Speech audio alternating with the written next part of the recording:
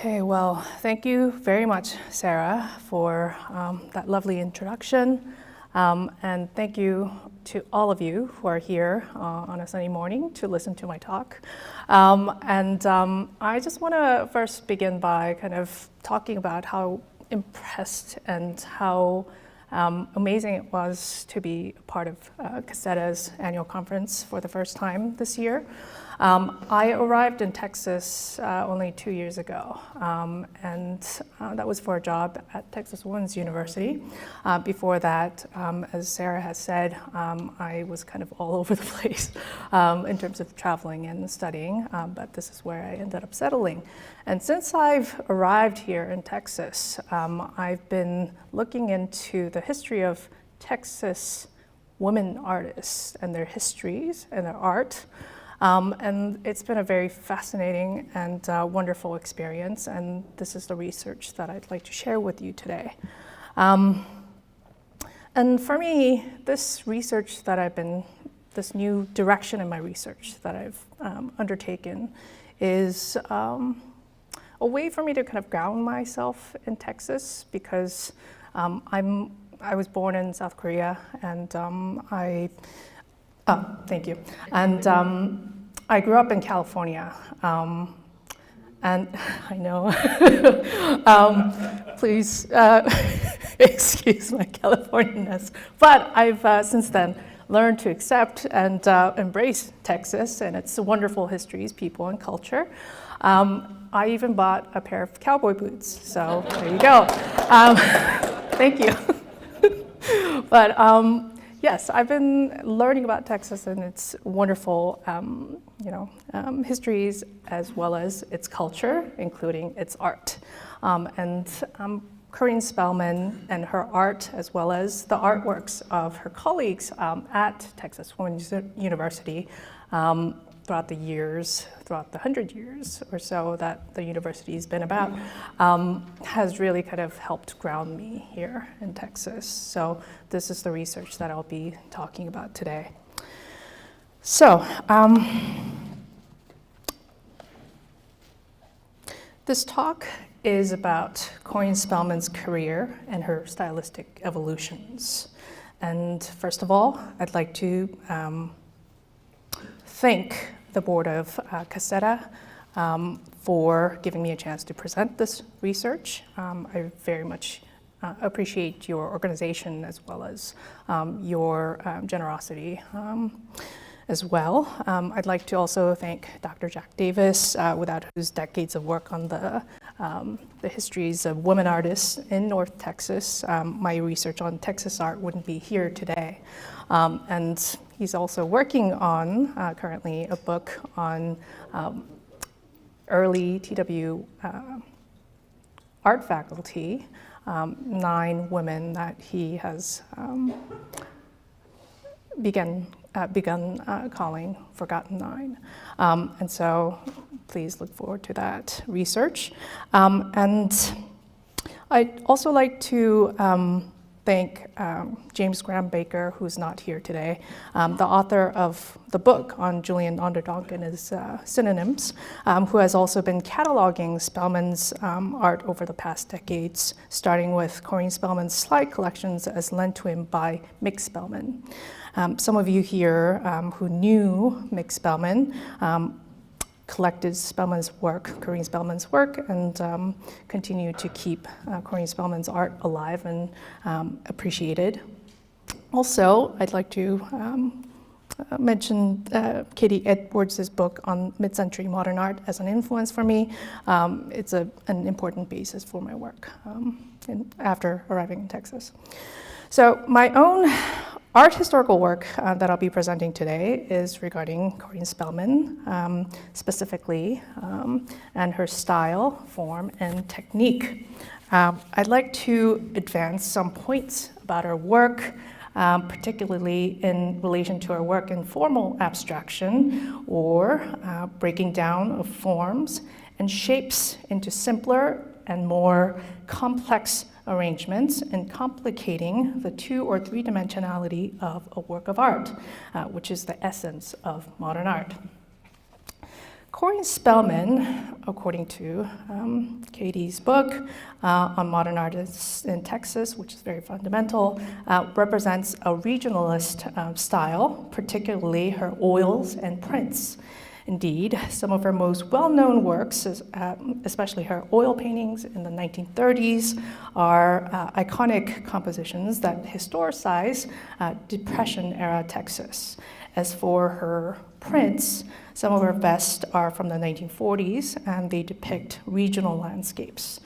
In this paper, I will expand on that view to discuss Coreen Spellman's work in dealing with the problem of form throughout her career, including her works in watercolor. One thing that remained consistent throughout Coreen Spellman's long career was that she was a printmaker.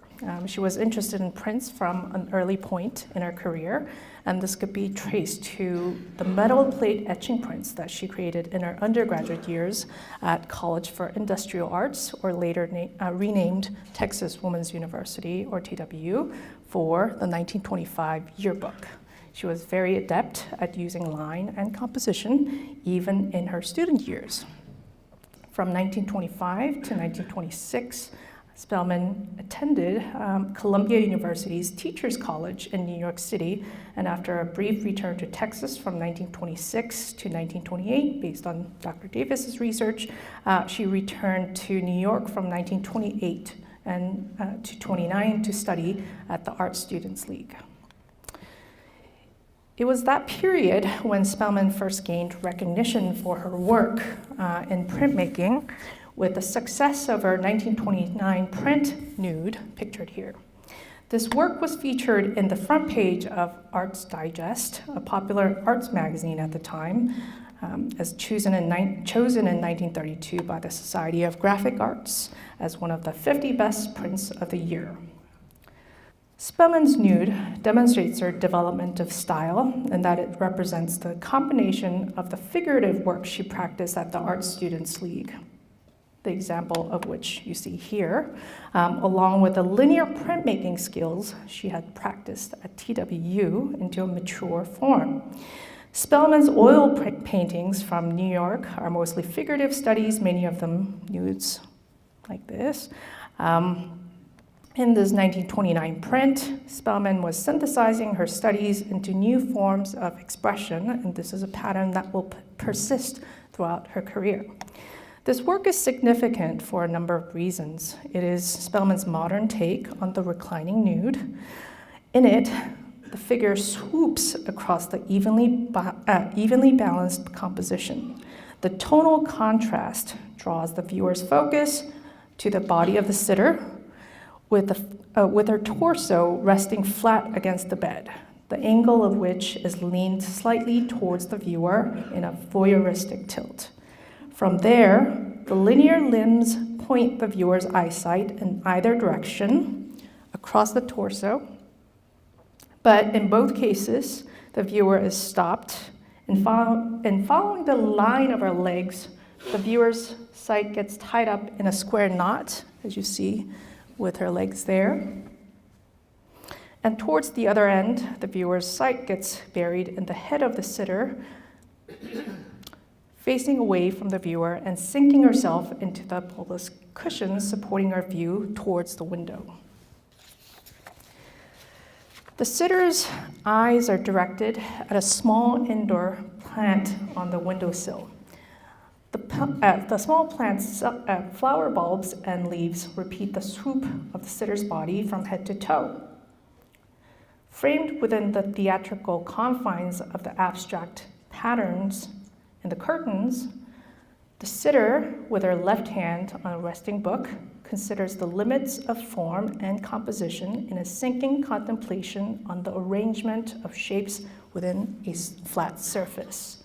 This is a work about the limits of figurative work and the contemplation of abstract forms in design and in nature.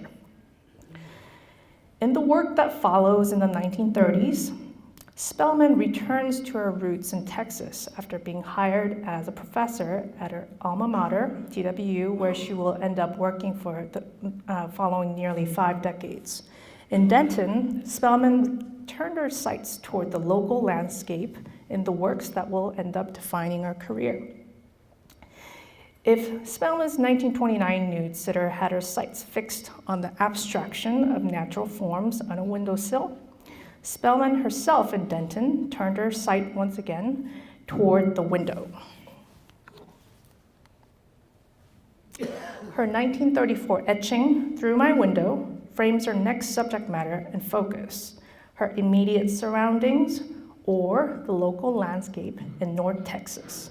In this work, we find some similarities between the components within this work and our earlier 1929 print, such as a piece of furniture with a chair, books, and a piece of pottery by the windowsill.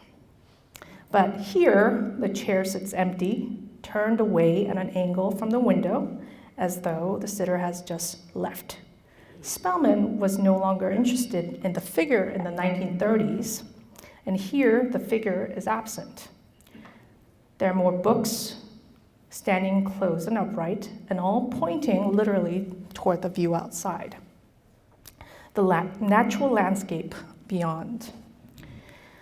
Spellman was no longer studying and contemplating the figure, but the natural environment outside the windowsill. The pottery sits empty, much like the empty chair, as natural forms were to be found outside, not trapped within the artificial confines of an indoor space. Thus, we see Spellman evolving as an artist in the 1930s as she turned her attention to Texas landscape. She once again starts by venturing her view toward her immediate surroundings with her etching, My Backyard. Also from 1934. In this mezzotint work, Spellman was resolving architectural and natural forms using the whole frame. The composition is unresolved, as only pieces of disparate elements are fitted together like a mismatched puzzle. A tree trunk there, a part of a shed there, a wall here, and a pathway here. Tonally, the work is uneven, and the work is missing her later trademarks, her use of deep black and her deliberate application of tonal variety, whether fluid, subtle, or stark. Her work is shifting through experimentation, and what is present in this work is how shapes fit together to form a coherent whole. She had already been experimenting with oils and landscapes in the early part of the 1930s, but these experiments focused on the landscapes Spellman had encountered in her travels, whether to Mexico or to New England coast. In this 1932 work, Texcoco Landscape from Mexico, Spellman tries out cubist techniques in the shifts and variations in planes, angles, and perspectives, as well as trying out a thicker, more textural application of paint. In another 1932 work, Houses, Spellman experiments with geometric forms in her application of color patches. The most notable aspect of this work is the tonal balance achieved between the whites and the darker tones, with the white walls of the houses drawing the viewer's eyes around in angular lines that coil throughout the work. So, like a snake around the work. In these 1932 works, Spellman was trying to figure out how most effectively she could use lines and geometric forms to make full compositions. Soon, she would learn some of those solutions in her travel to East Coast. She visits Provincetown, Massachusetts in the summer of 1933 to attend the workshop of Charles J. Martin, a very well-known and important art teacher from the early part of the century in the US. Looking back on her career during the 1960s, Spellman would go on to say, "I worked under Charles Martin of Columbia University, whose great contribution to my work was a feeling for linear composition. Indeed, her sketchbook from that summer is full of watercolors with penciled-in notes that test out the arrangement of linear brushstrokes in conveying New England seascapes and landscapes." These formal experimentations in prints, oils, and watercolors pay dividends when Spellman applies her lessons to Texas landscape. In perhaps her best-known oil painting, Road Signs from 1936, monumental geometric forms on thick columns pierce out from the dry, stark soil of North Texas, extending toward the dappled atmospheric sky up above. These solid, sharply angled shapes, defined in varying tones of industrial gray, dwarf the sleepy slopes and sinking farmhouses in the horizon. The varying angles of the signs break apart the plane as though each of these signs were on hinges, so like this. Like the regionalists such as Everett Spruce and Otis Dozier, rather than organic shapes and motifs, Spellman defined Texas landscape through architecture and industry and worked to break open the two-dimensionality of a canvas through geometric forms. This is further evident in her work Fornigen from 1939.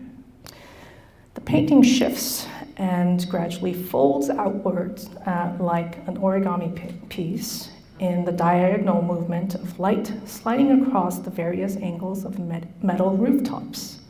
The sheets of these metal occupy the whole space of the canvas as they expand across the surface in steely layers.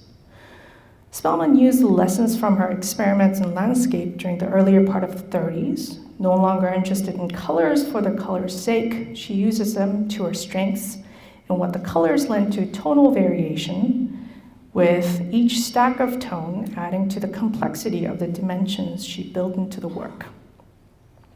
The sensitivity and the precisions of her lines indicate her strengths as a draftsperson, and these taut lines pull the canvas into shape. You could feel the tension as Spellman embodied in this work the power of American and Texan industry. Her compositions here remind us of what Charles Sheeler and Charles Demuth was able to accomplish in relation to American industry during the 1930s and the 40s in the precisionist styles. But in contrast, Spellman's compositional tendency focuses on the center of the canvas and occupying the whole flatness of the space through the radiating force of geometric forms, from the center blooming outwards. If Spellman dedicated the 1930s to mastering tones, lines, and compositions through oils, in the 1940s, her focus shifts back to printmaking. In 1940, fellow woman artist Bertha Landers was famously barred from joining the Lone Star Printmakers group exhibition because she was a woman artist. And she, along with 7 other women artists, formed the Printmakers Guild, later renamed the Texas Printmakers. Coreen Spellman was one of the 8 founding members, and she would serve as the president of the guild from 1947 to 49.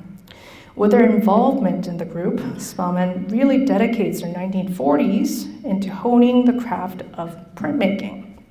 And she would attend additional schooling in order to do so from 1941 to 42, graduating with MFA in printmaking from University of Iowa. And this is her work from Iowa. Coal Yard in Iowa City from 1941. Throughout the 1940s, she was prolific, very prolific, and as she did with oil painting in the early part of the 1930s, she experimented with various techniques as well as styles. Spellman worked with a variety of printmaking techniques. Although she worked primarily with lithography, her printmaking encompassed mezzotints, lithotints, aquatints, etchings, and linocuts. With their focus on printmaking, Spellman expands their subject matter by returning to the figure in the 1940s with both portraits and a slice of life scenes, while continuing to develop her landscapes through prints. Around this time, she also starts playing with non-representational abstraction. So this is from 1942. And throughout the 1940s, Spellman, between her works in portraits, figurative work, and with landscapes, she continues developing her work with abstract prints. And this particular print is interesting in that you can see a development of Coreen Spellman's experimentation. This is from 1943, and this is one iteration of a print. This is the next, where she's added additional abstract elements onto the print. And then finally you have this as well. And this is also from 1943, when she was working, around 43, when she was working with that technique. And she experiments with other forms of abstraction. This is from 45, 46. And here she takes shapes from her immediate environment. The vertical lines that you see here are from Venetian blinds, and she's taken those lines and shapes and combined it with abstract swoops. The sources of these abstractions could be attributed to her colleagues at Texas Women's University and their influences from Bauhaus artists. And this is a part of her stylistic evolution. In 1942, at the invitation of Tony Lassalle, the painting professor at the college, Laszlo Moholy-Nagy, lectured at Texas Women's during spring and summer.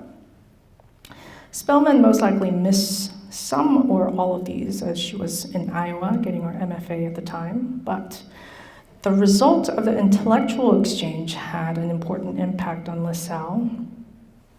And this is Tony Lassalle's, one of her paintings from the late 40s. And Spellman would have seen this and Lassalle's practice as a teacher at the college. A more profound impact of the Bauhaus and Spellman was likely the indirect result, however, of the intellectual exchanges between Georgi Kepes, another Bauhaus figure, and Spellman's colleague in photography, Carlotta Corcoran. And these are a couple of Carlotta Corcoran's prints at photographs at the Dallas Museum of Art. Kepes also lectured at Texas Women's in 1942 and 43, and finally taught for a year at the University across town in Denton at UNT in 1944 for a year. Throughout the 1940s, Corcoran, in dialogue with Kepes, experimented with abstract forms in her photography, and the dialogue between these photos and Spellman's experiments with black and white in her prints is unmistakable.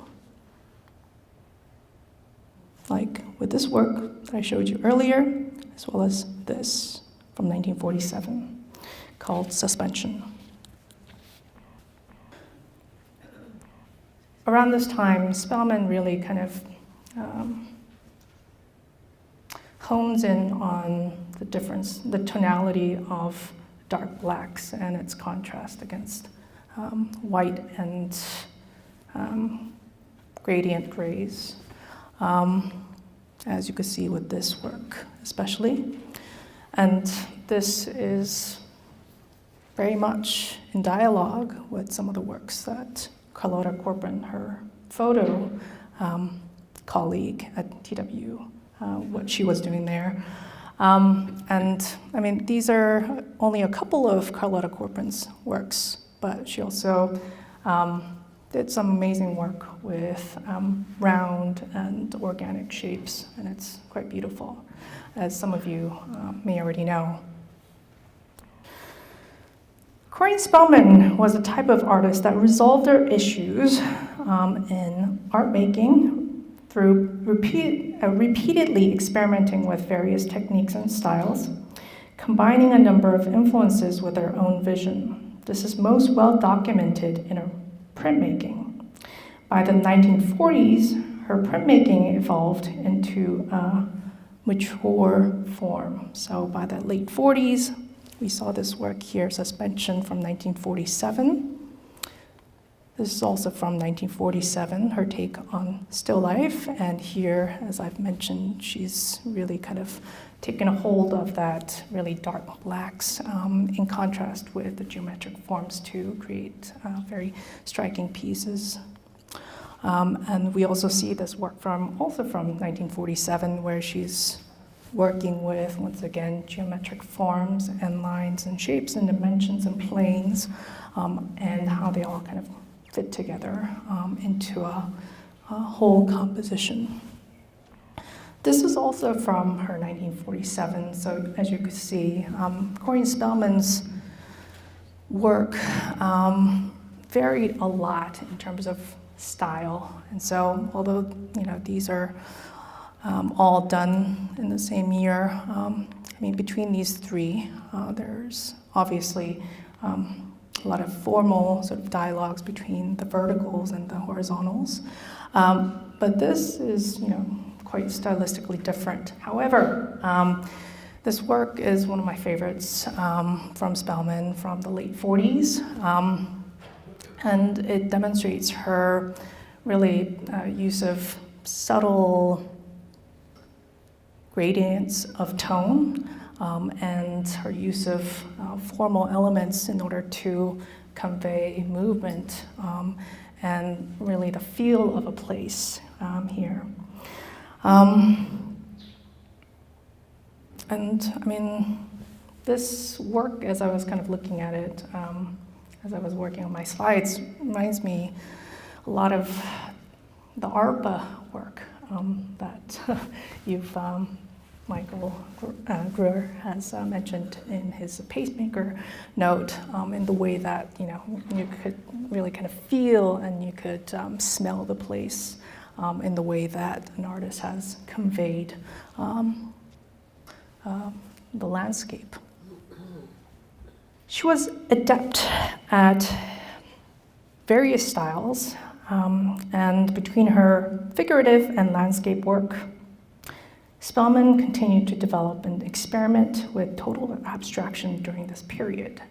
And I see her works in abstraction, like these, as really sort of the backbone of her work in the 40s when she was developing her sense of form and planes and geometric sort of composition.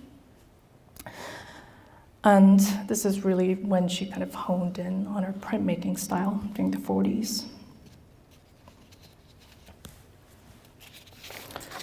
In the 1950s, Coreen Spellman's work take another turn, this time toward watercolor. Spellman had described her watercolor work thusly: "My interest in watercolor is of more recent vintage than my interest in oils and prints. The medium was practically forced upon me when the head of my department announced that I would have to teach such a class." So watercolors for Spellman came later than her work in prints and in oils. She then went on to describe learning those linear composition techniques in watercolor from Charles Martin in the summer of 1933, and in watercolor techniques themselves from Elliot O'Hara in the summer of 1936. These lessons would take a backseat to printmaking in the 1940s, when she was a prolific and active member of the Printmakers Guild, and showed her prints widely, entering her prints into consideration by institutions and competition juries. In the 1950s, Spellman started tackling watercolors as a medium in earnest, experimenting with the medium much in the way that she did with oils in the 1930s and printmaking in the 1940s. She started experimenting with water-based paint starting in the 1940s with gouache. These works in conjunction with the printmaking, for instance, with this work, Commentary on Wartime Housing from 1944. And this is the gouache version of the piece, which is much larger.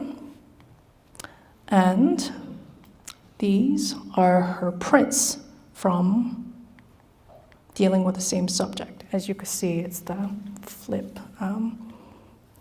version of that view because it's a print.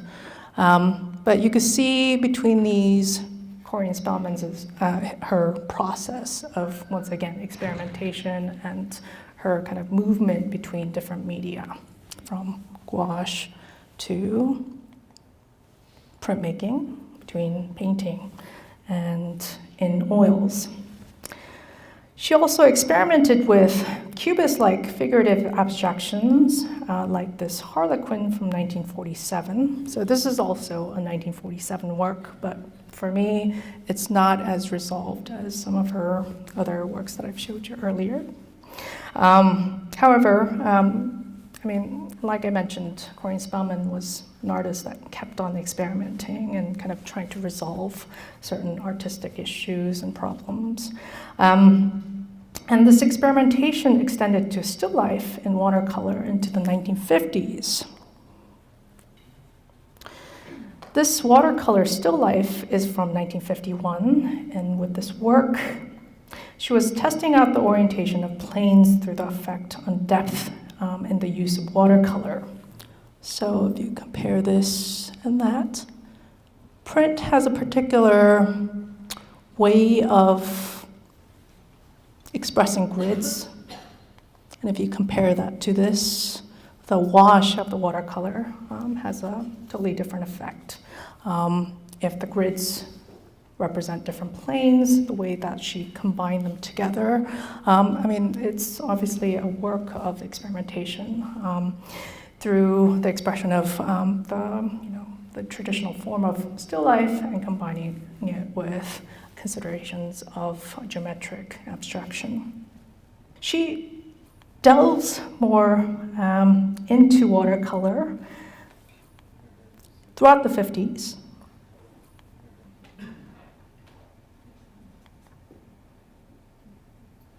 And through these various styles and techniques, Spellman hones in on testing out the thinness of washes and their effects on form.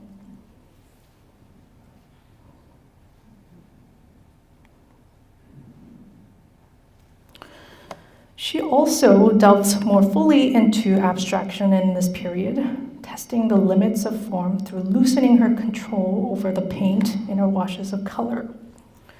Compositionally, Spellman returns to shapes and lines radiating out from the center outward, much like her works from the 1930s in oil, assisted by the radiating tendency of the watercolor washes themselves. And throughout this period, I mean, Coreen Spellman in the 50s, early 50s, which is where these are from, she also continued working on her prints.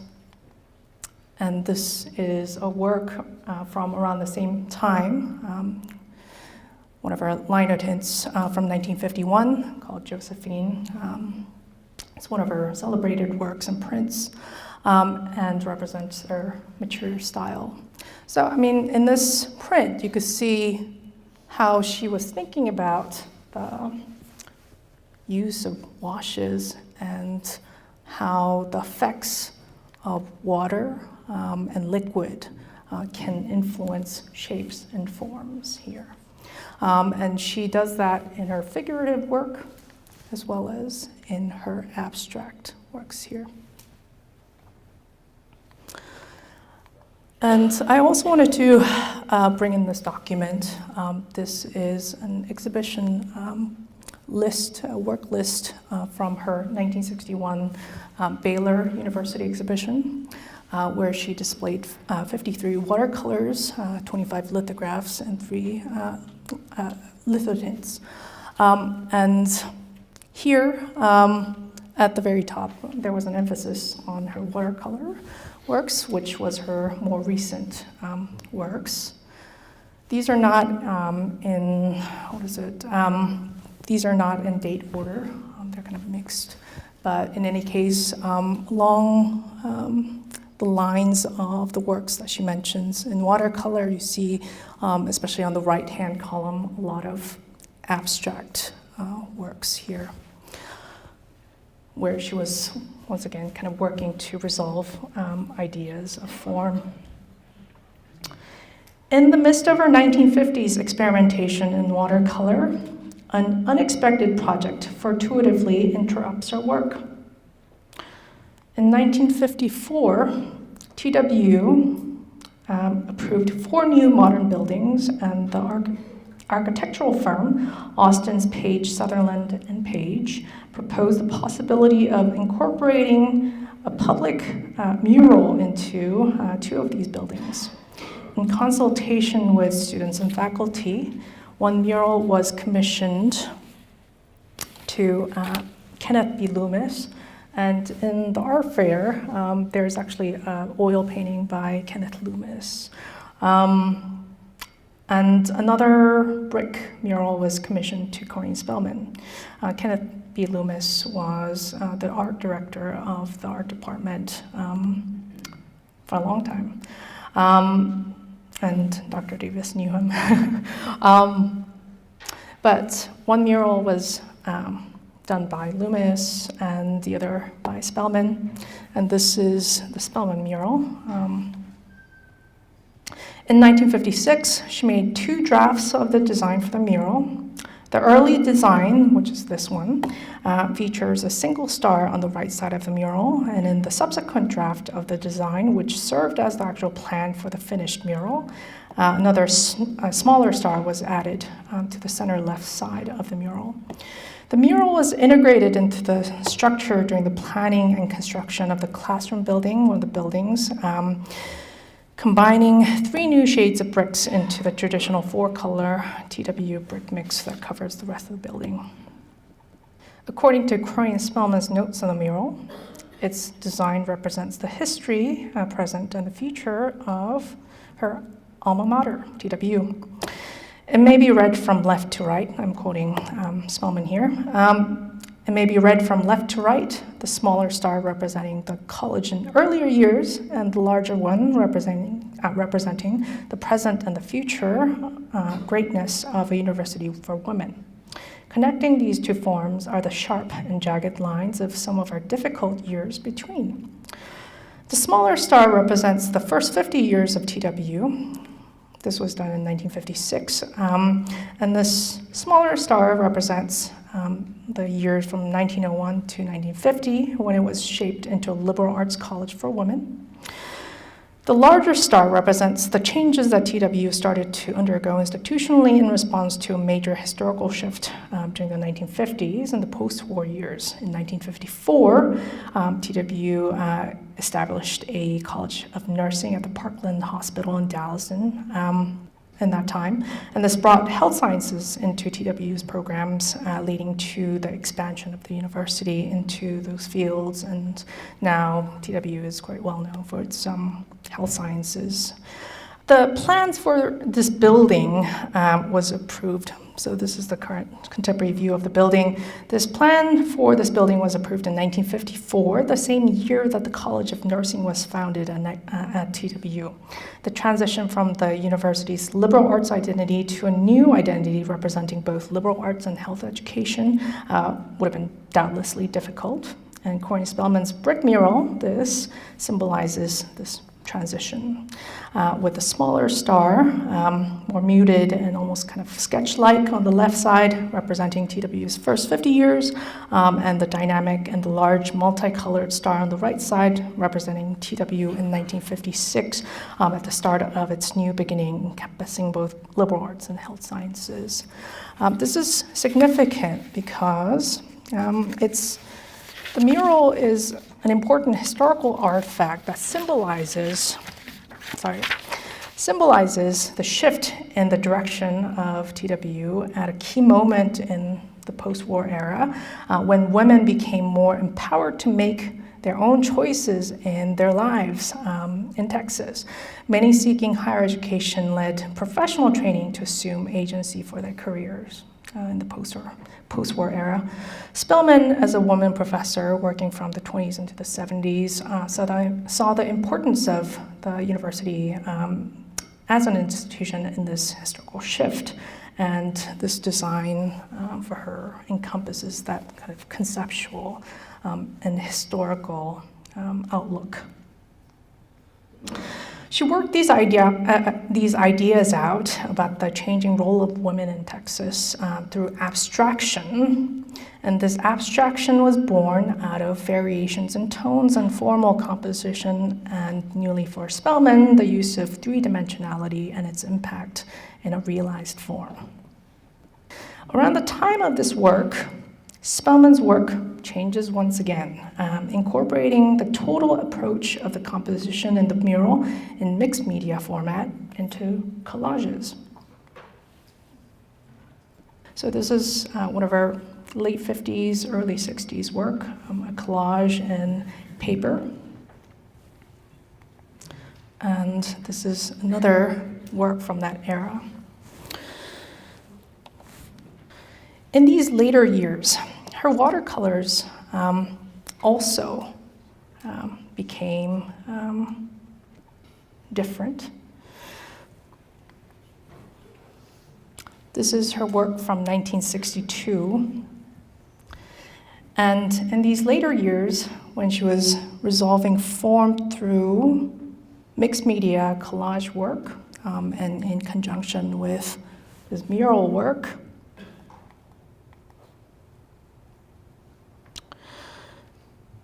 her lessons from landscape, color, tones, and composition between her oils, prints, and watercolors are resolved into a wholly composed stillness or finish. And this work is titled Coronation. And this is the image that I like to end with today.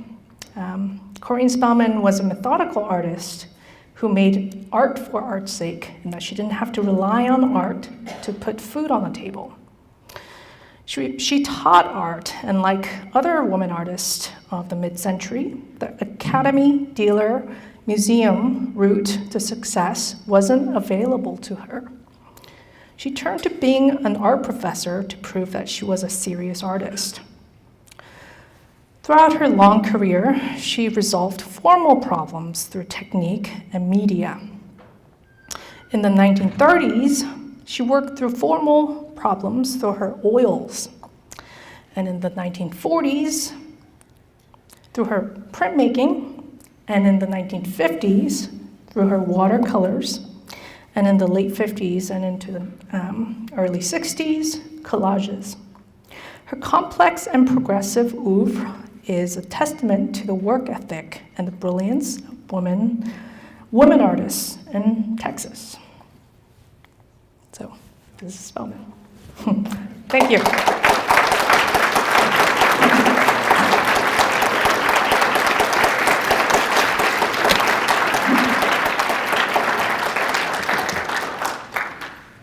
Yes, Judy. Is that a screen print?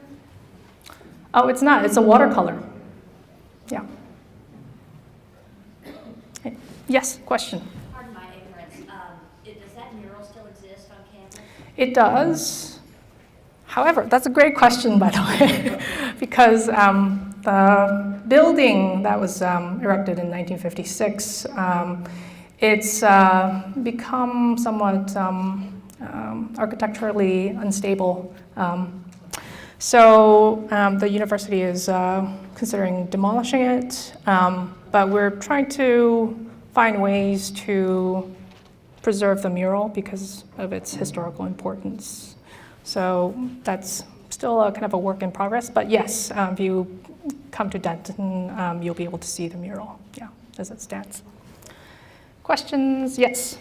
Do you know why the city of Forney was able to acquire a number of her works? Yes, sure.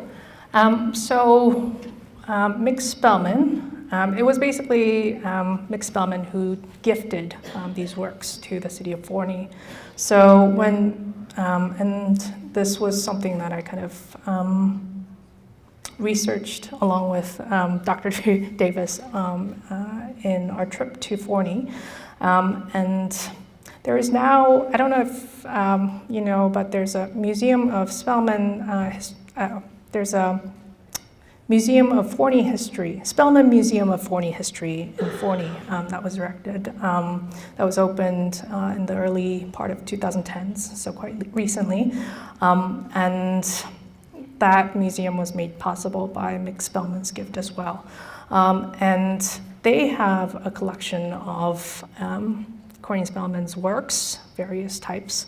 And when Mick Spellman, when unfortunately he passed, he gave a portion of her works to the Dallas Museum of Art. Her complete set of prints are there. And to the Spellman Museum, and to her church, her Presbyterian church in Forney, and to the city of Forney as well. So Spellman's works have been gifted through Mick Spellman to these different institutions. Thank you. Any other questions? Yes, Conrad. The mural, it looked like it might have been three-dimensional. Are the bricks actually three-dimensional, or is that simply the way it's painted? Oh, it is actually three-dimensional. It's so this mural, you can see some of the shadows made by the kind of the three-dimensionality of the bricks themselves. So some of the bricks were shifted from the kind of the vertical orientation to the, I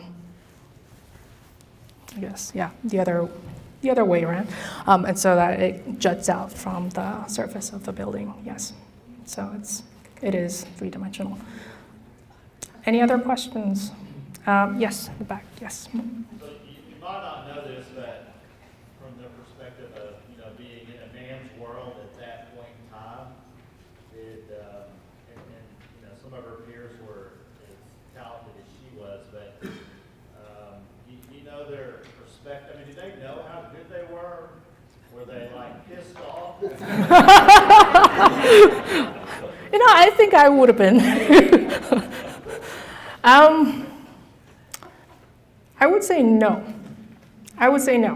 Because, I mean, as I've kind of mentioned in the beginning, I came upon these works as an outsider. I encountered them for the first time in 2017, and I recognized that these were amazing. My Ph.D. was. I'm kind of tooting my own horn here, but I mean, I come from the Courtauld, and although as Sarah has mentioned, my research at the Courtauld was on moving images.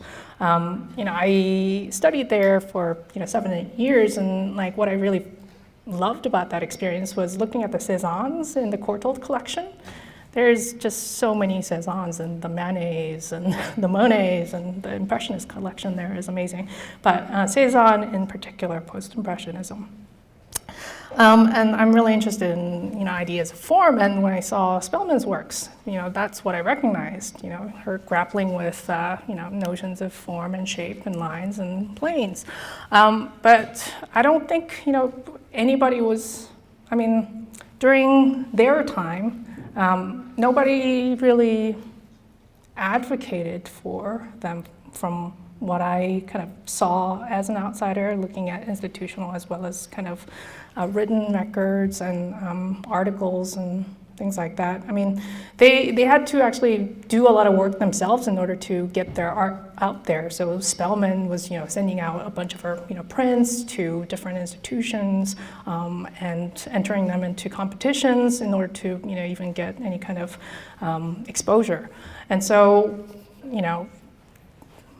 during their time, I don't think their work was very well recognized, and I don't know if they still are. And hence, Dr. Davis kind of refers to them, the early mid-century art faculty at TW as the Forgotten Nine. So, I mean, this is something I think, from my perspective coming in, something that I think could be better recognized, especially the work of Coreen Spellman, but also, some of our colleagues like Tony LaSalle, as well as Carlotta Corcoran. And like, for instance, Carlotta Corcoran, her photography colleague, she was quite,